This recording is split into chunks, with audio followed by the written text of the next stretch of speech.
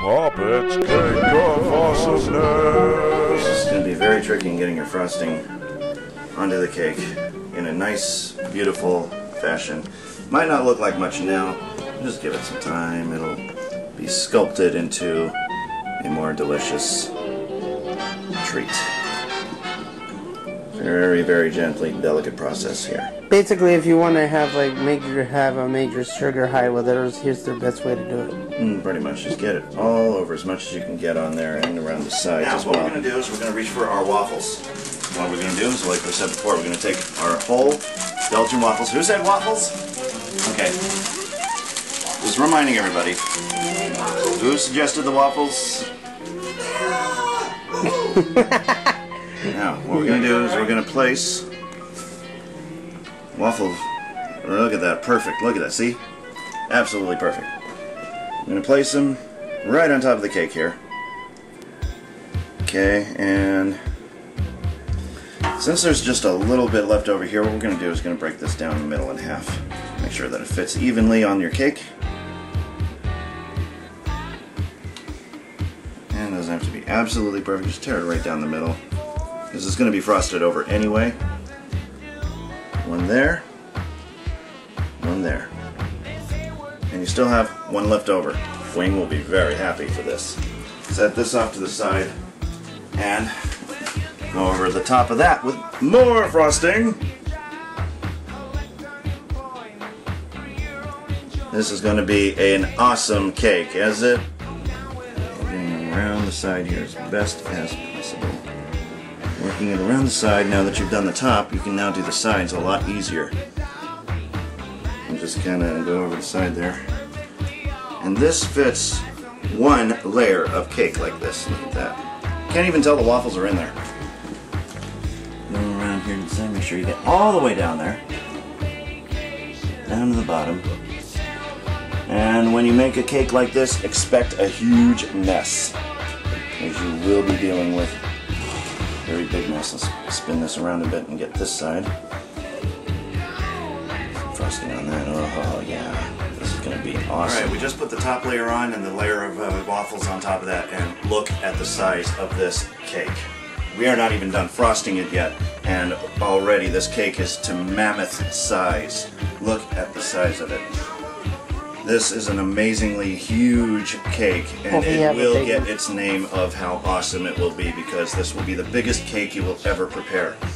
Yeah, you better have a big mouth for this thing. Oh yes, and hope that you do not have a case of diabetes, because this will definitely at least put you into that boundary. Okay, once you got it as frosted as you can get, now it's time to dress the top of it, and we don't have that much time left, so what we're going to do is we're going to basically show you exactly how we intend.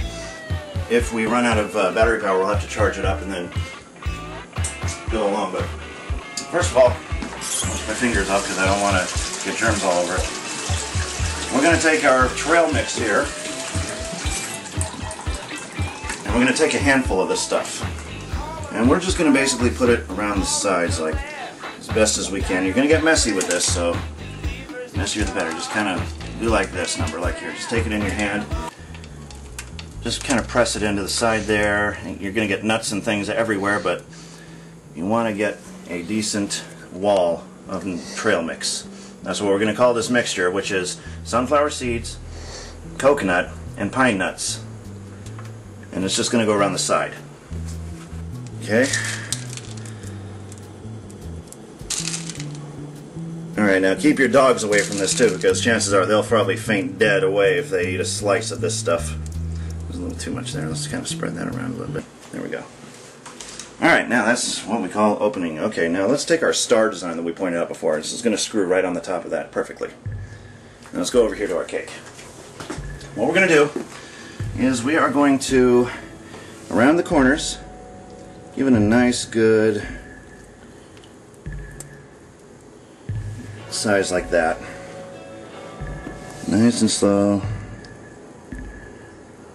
Try to be as decorative as possible, because if you press too far in, then you're going to end up with that. But if you lift accordingly, you're going to end up with this.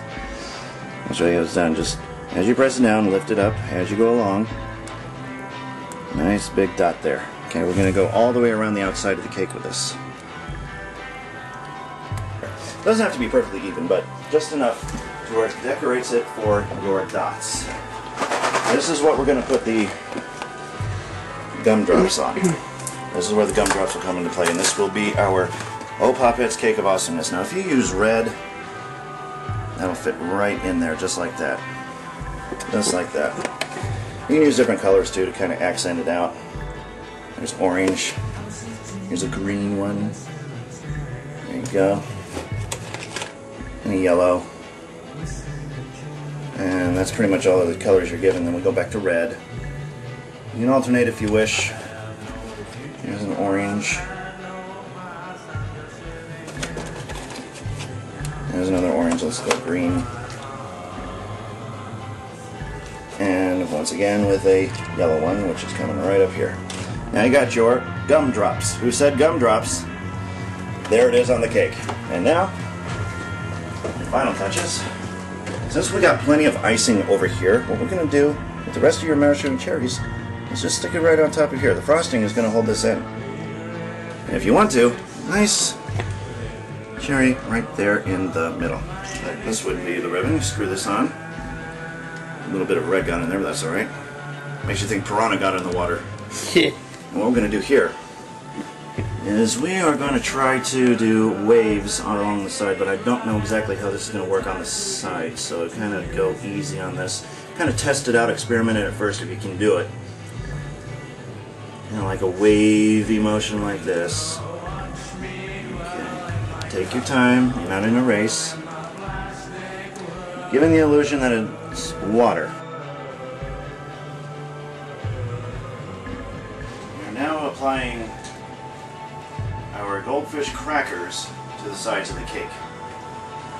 And what really would help, since you're working with your nuts and your coconut, to get your rubber spatula and then take one side of your goldfish here and just kind of like give it a dab, like right in there, get it nice and sticky, and then place it over the nuts, just like so, and it'll hold it there until you're ready to cut the cake.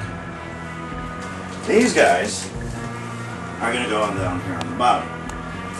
You can actually mix and match them in because I didn't realize they're the same size as the goldfish. The Swedish fish are generally supposed to be bigger. I guess they reduced the size of them, but we can still make it work. Let's take it right down here in the bottom. There you go, there's your Swedish fish. They don't even look like Swedish fish anymore. I mean, they look deformed. Come on, company, you're screwing up on these Swedish fish. We want beautiful looking Swedish fish. We paid an arm and a leg for these. We like our fish to look good. And that'll keep everything in place, and we got all the way around on one package of Swedish fish. And there you have it. Look at the size of it. Sound Raccoon, what do you think? Hey. Isn't that the biggest cake you've ever seen in your life? Yeah. How's it smell? Well, it's definitely oh god. I'll say this much. Don't show this to Boing or he will nosedive or head dive into it. Yeah, you're not kidding. You know as well as me. Show everybody your tag real quick too. Hold your helping hand. Can you help me further? Thank you. See, it says Sound Raccoon. Yep. And then if you turn it around. Oh, Pop Pets. Look at that. And you can see it was made at PetSmart. Yes, it was. And that's the these new are lineup, actually